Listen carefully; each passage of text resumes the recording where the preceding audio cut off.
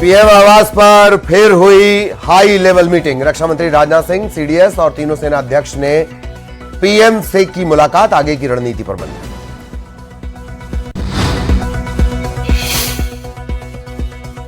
Cease fire पर गरमाई सियासत। दिग्विजय के बयान पर बीजेपी का पलटवार। कहा, सेना का मनोबल गिराने की कर रहे बात। भोपाल में स्कूल बस का कहर। बाणगंगा चौराहे पर कई गाड़ियों को मारी टक्कर। हादसे में एक की मौत। सीसीटीवी फुटेज आया सामने।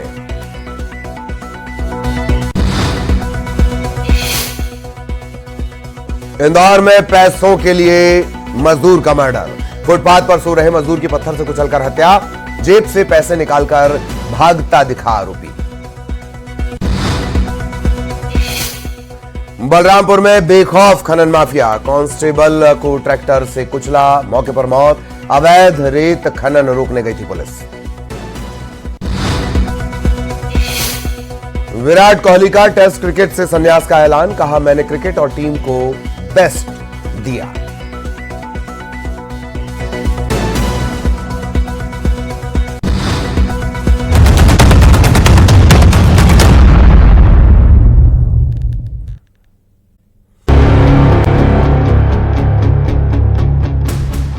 भारत के साथ सैन्य संघर्ष में पाकिस्तान को जबरदस्त नुकसान पहुंचा है। भारतीय सेना ने पाकिस्तान के सैन्य ठिकानों को जबरदस्त नुकसान पहुंचाया। पाकिस्तान के एयर डिफेंस सिस्टम और रेडार सिस्टम को भारत ने बेकार बना दिया। अब सोशल मीडिया पर पाक के गीदड़ भभकी देने वाले आका शहबाज शरीफ का एआई जनरेटेड वीडियो वायरल हो रहा है, जिसमें शहबाज शरीफ अपनी व्यथा सुना रहे हैं। भारतीय सेना के द्वारा किए गए हमले के बाद कह रहा है कि बाप रे बाप, मार ही डाला। कभी खुद को छिपाते हुए नजर आ रहा है तो कभी अपनी परिस्थितियों से छिपकर भागते हुए। ये वीडियो सोशल मीडिया पर तेजी से वायरल हो रहा है।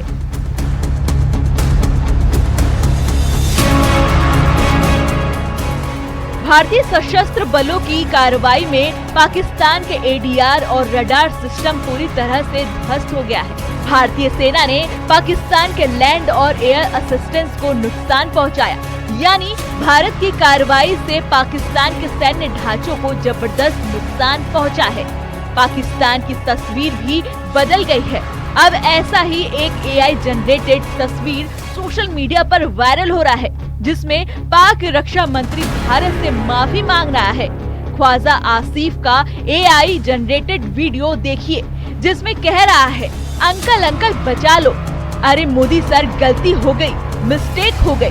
वीडियो में दिखाया गया है कि पाकिस्तान धमाकों से दहला हुआ है और ख्वाजा आसिफ के बाद ये पहली रात थी जब किसी तरह की कोई घटना सामने नहीं आई। सब शांत रहा। बॉर्डर पर कहीं कोई हलचल नहीं हुई।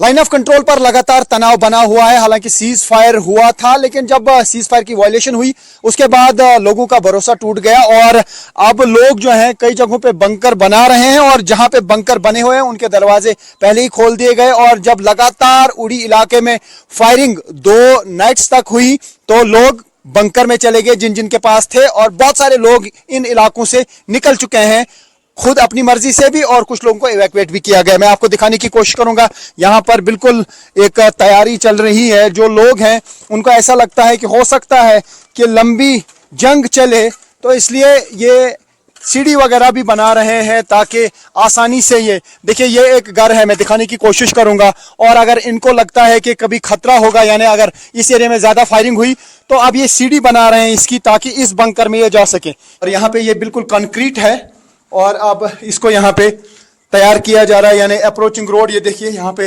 इन्होंने इसके नीचे ये लगाया है मैटिंग, ताकि ये आसानी से यहाँ पे शिफ्ट हो सके। ये पूरा एलओसी के इर्द गिर्द का एरिया है और यहाँ पे बिल्कुल पाकिस्तानी आर्मी की तरफ से जो फायरिंग की जाती है वो फायर यहाँ पे पहुँचता है, चाहे वो मोर्टार शल हो, आर्टिलरी हो, या इवन मशीन गन का फायर भी इस एरिया में आता है, क्योंकि थोड़ी दूरी पे है पाकिस्तान आर्मी के बंकर, जो इंडियन आर्मी के बंकर्स पे भी फायर करते हैं। आप बताइए क्या हालात है अभी यहाँ?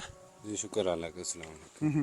तो अभी क्या क्यों बना रहे हैं ये रास्ता पूरा? जाने के लिए रास्ता, हाँ जब शेलिंग होती है तो उस वक्त जाने में थोड़ा दिक्कत हो जाती हाँ। तो कितने दिन तक यहाँ फायरिंग का सिलसिला जारी रहा? है। अब 4-5 कल दिन तक। परसों? हाँ, हाँ 4-5 दिन तो तक। खौफ काफी लग रहा होगा। खौफ तो लग ही रहा है। आपने कुछ लोगों को शिफ्ट किया है यहाँ से या? हाँ तो 50-60 आदमी था अच्छा, गांव का। तो एरिया है ये जो आप पूरा एरिया देख रहे हैं, ये एलओसी का एरिया है और इर्द गिर्द हम बंकर नहीं दिखाना चाहेंगे, इंडियन आर्मी के बंकर हैं, लेकिन साथ में ही पाकिस्तानी बंकर जो है वो बिल्कुल नजदीक है, यानी फायरिंग के रेंज में पूरा ये एरिया आता है। इसी वजह से इस एरिया में कम्युनिटी बंकर बनाए हैं सरकार ने, ताकि इस तरीके के अगर जंगी हालात पैदा हो जाते हैं या सीज फायर वायलेशन हो जाती है ताकि लोग अपने आप को बचा सकें। आप बताइए कि अभी अभी यहाँ पे लोग थे जब परसों रात को या कल रात को फायरिंग हुई बंकर में? जी जी। हाँ। तो इस पूरे एरिया में कितने सारे बंकर हैं? हमारे गांव में 3। आपके गांव में 3? जी जी। तो ये 2 आखिरी गांव हैं एलओसी पे। हाँ जी जी। काफी जानी नुकसान भी आज तक इन एलओसी के एरियाज में हुआ है और काफी घर टूट चुके हैं और अब कम्युनिटी बंकर अगर और ज्यादा होंगे इन इलाकों में तो शायद लोगों को भागना नहीं पड़ेगा, इन एरियाज को खाली करके जाना नहीं पड़ेगा, क्योंकि जो घर छोड़ के जाता है तो वो बेघर हो जाता है अपना घर होके भी। तो ऐसे में फिलहाल तनाव एलओसी पे बना है।